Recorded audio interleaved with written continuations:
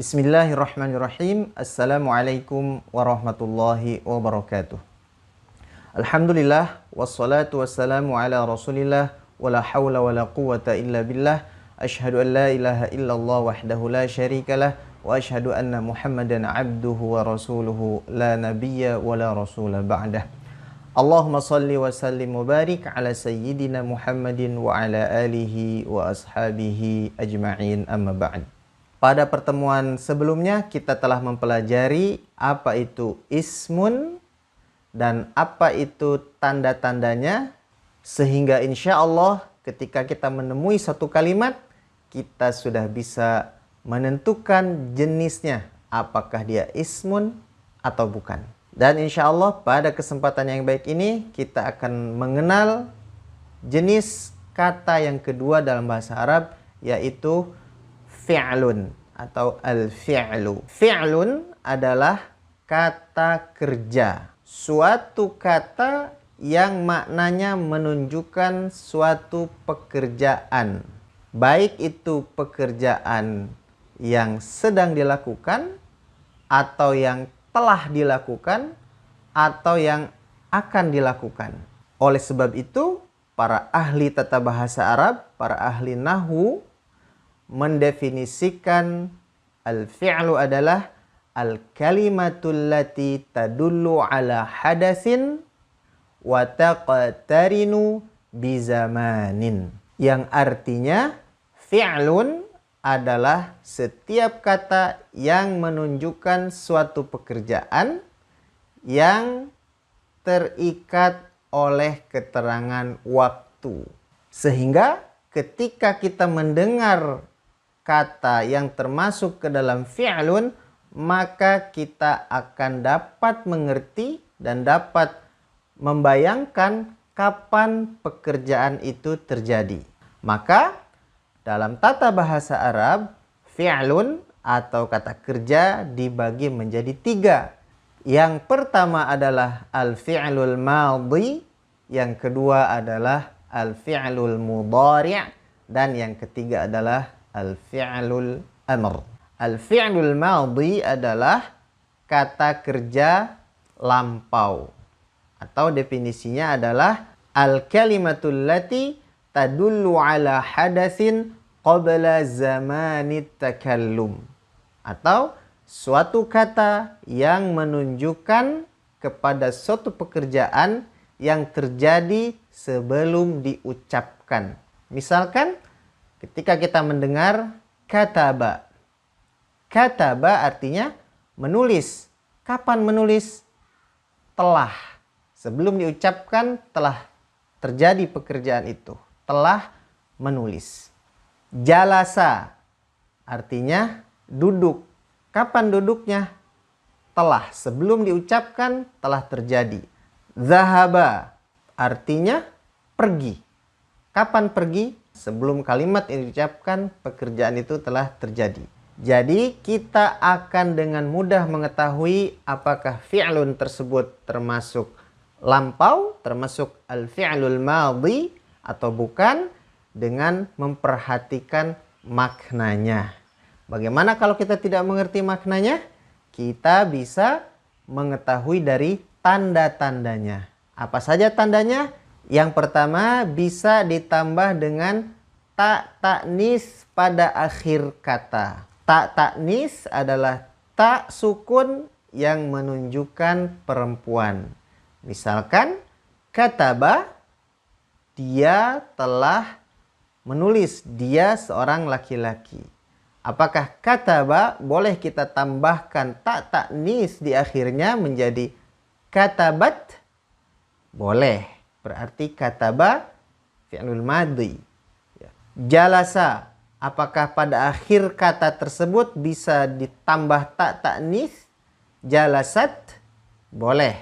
Berarti jalasa, jalasat adalah al-fi'lu al-madhi.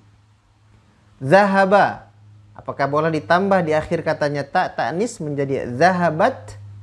Boleh. Berarti zahaba, zahabat termasuk al-fi'lul madhi. Selanjutnya tanda al-fi'lul madhi yang kedua adalah kata tersebut bisa ditambah dengan ta fa'il pada akhirnya. Apa itu ta'ul fa'il? Ta'ul fa'il adalah huruf ta yang menunjukkan pelaku. Misalkan kataba. Bolehkah kita tambahkan ta fa'il pada akhirnya? Contoh katabtu. Boleh. Kataba artinya menulis. Ditambah ta fa'il tu berarti aku telah menulis. Jalasa. Bolehkah kita tambahkan ta fa'il di akhirnya? Contoh jalasti. Boleh dan benar artinya. Jalasti, ti-nya adalah ta'ul fa'il yang artinya kamu perempuan telah duduk. Contoh lain dalam surat Al-Fatihah ada kata an'amta. An'amta. Ta di sini adalah ta'ul fa'il. Engkau telah beri nikmat. Berarti kataba bisa ditambah katabtu, katabta, katabti. Jalasa bisa ditambah ta'ul fa'il, jalasti, jalasta, jalastu. An'amta, an'amti, an'amtu.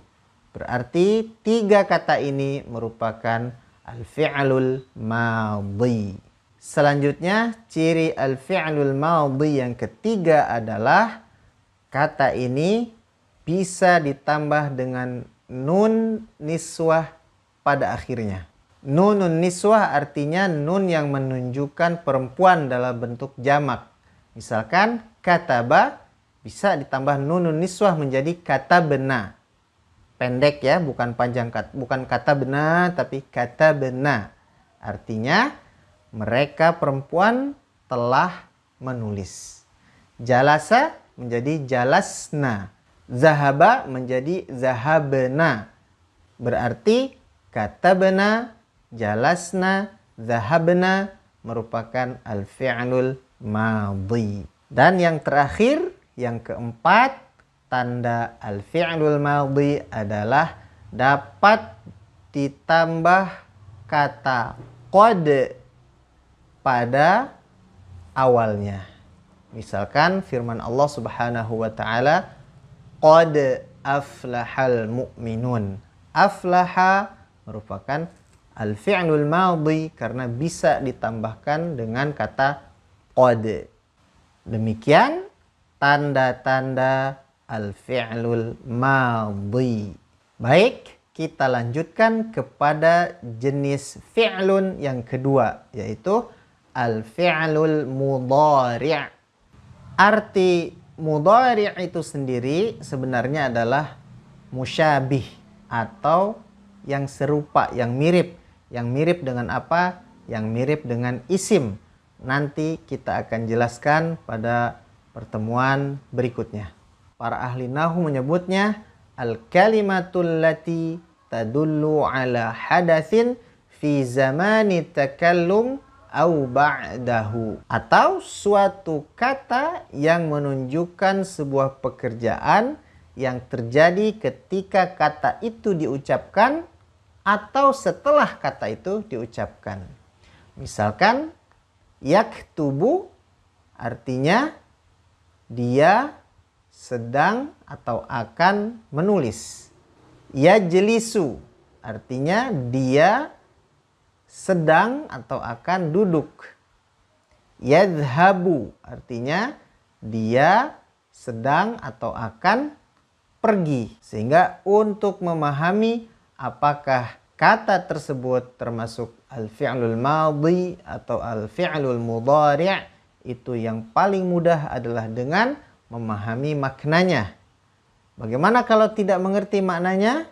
Kita bisa melihat dari tanda-tandanya. Tanda yang pertama adalah al-fi'lul mudhari' didahului oleh salah satu dari 4 huruf mudhara'ah.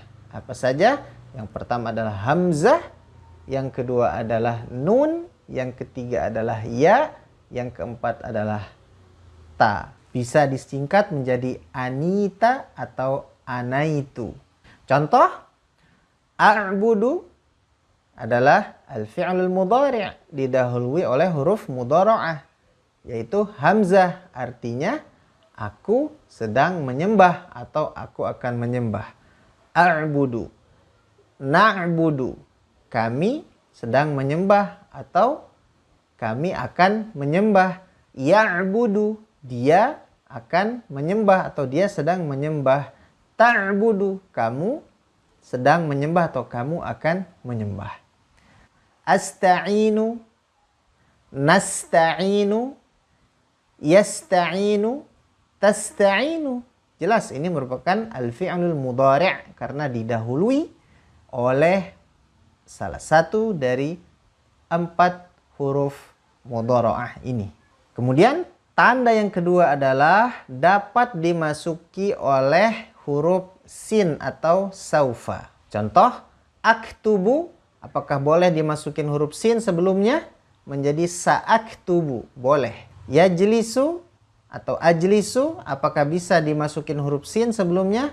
Sa'ajlisu, sayajlisu, sanajlisu, satajlisu, bisa.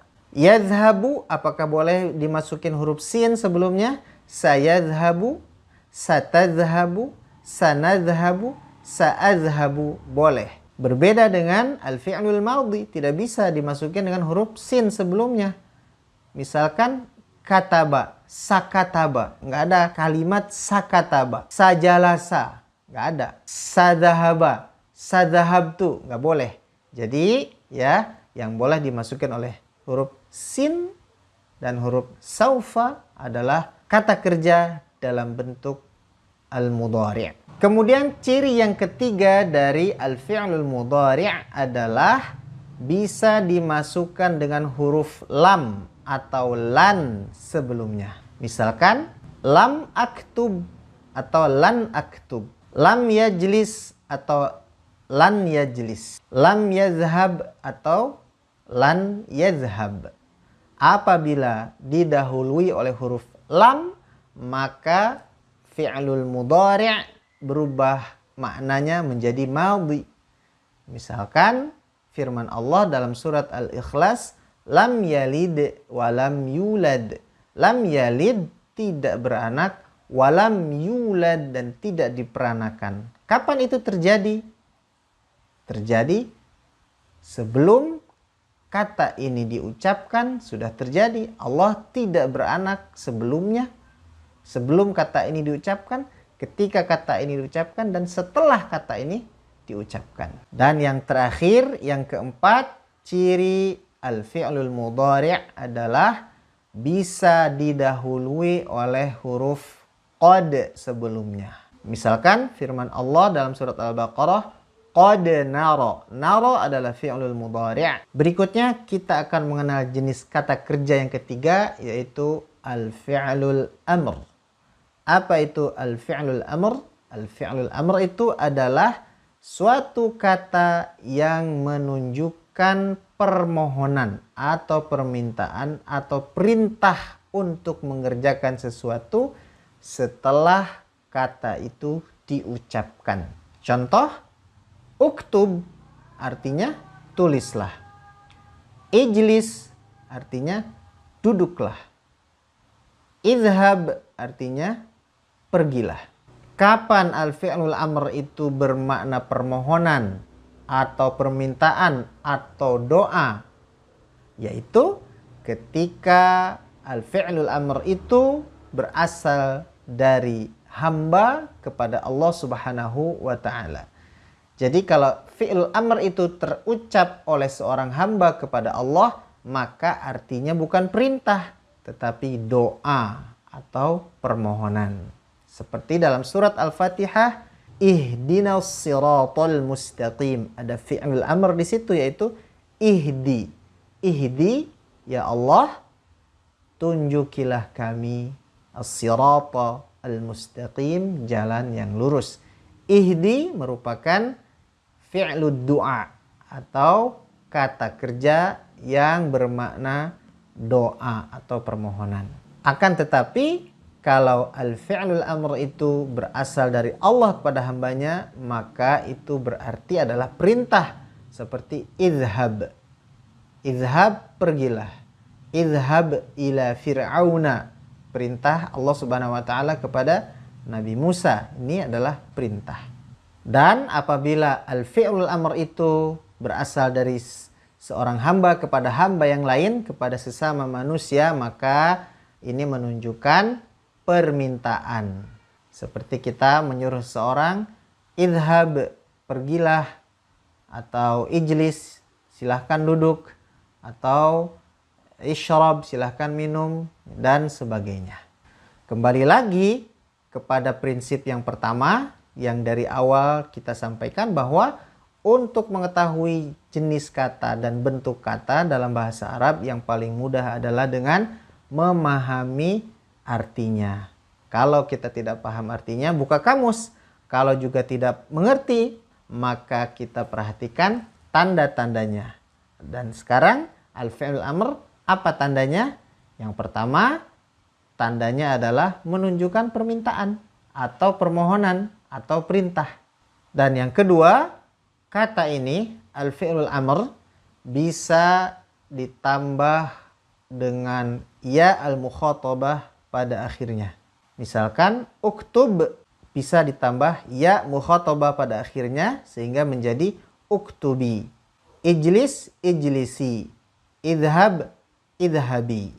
Ya al-mukhatabah adalah ya yang menunjukkan orang kedua yang diajak bicara dari jenis perempuan. Idhab itu lawan bicaranya adalah laki-laki. Kalau lawan bicaranya adalah perempuan, maka ditambah ya al-mukhatabah menjadi idhabi. Ijlis, ijlisi. Idhab, idhabi. Demikianlah kita telah mempelajari jenis kata yang kedua, yaitu al-fi'lu. Ada al-fi'lu al-madhi, ada al-fi'lu al-mudhari', dan ada al-fi'lu al-amr. Sebelum kita akhiri, kita akan coba latihan di dalam surat Al-Fatihah. Kita perhatikan mana yang termasuk ke dalam al-fi'lu di dalam surat ini. Kita perhatikan yang pertama, bismillahirrahmanirrahim. Apakah ada fi'lun dalam ayat ini? Tidak ada. Ayat kedua, alhamdulillahi rabbil alamin. Apakah ada fi'lun pada ayat ini? Tidak ada.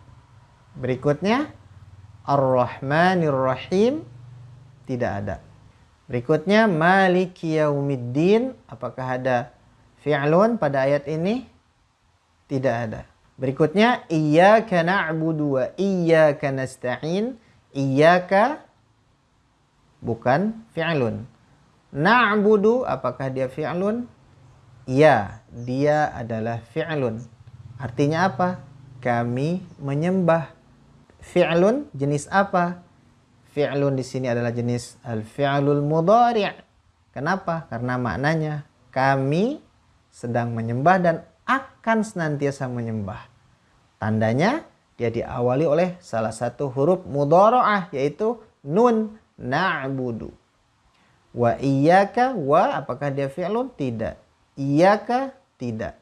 Nasta'in, apakah dia fi'lun? Ya, benar. Nasta'inu. Nun termasuk huruf mudhara'ah. Dan artinya juga nasta'inu. Kami senantiasa ketika diucapkan dan setelah diucapkan senantiasa memohon pertolongan kepada Allah. Berikutnya, ihdinas siratal mustaqim. Apakah ada fi'lun pada ayat ini? Ada, yaitu kata pertama, ihdi. Ihdi merupakan fi'lun. Fi'lun apa?